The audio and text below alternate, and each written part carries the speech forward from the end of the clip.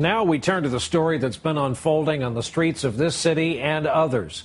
The movement that started here in New York about a month ago with a small group of protesters blaming Wall Street for the nation's economic problems now has thousands of people joining in, and it's spreading across the country.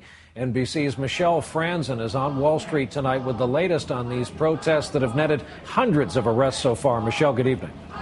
Well, good evening, Brian. And those protesters are surrounding our live shot at this moment, holding signs and holding rallies in the park nearby, united by what they see as corporate greed and social injustice playing out around the country.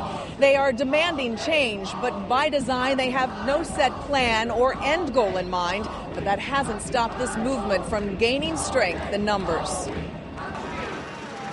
Trickle-down economics is working! On the march, demonstrators dressed in suits and their faces painted turned out to rally against bankers on Wall Street, government corruption, and social inequality.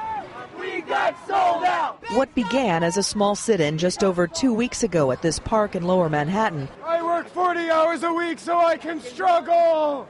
Has swelled into a chorus of hundreds, and on some days several thousand, where anyone dissatisfied with just about anything has a voice. This is the melting pot. That melting pot of gripes has turned into a nationwide movement. Protesters in Chicago, LA, and Boston are also taking to the streets, inspired in part by the writings of anti-Wall Street authors like David DeGraw. It's people taking it upon themselves to fight back against what they consider economic oppression. Protesters may have found their biggest support yet.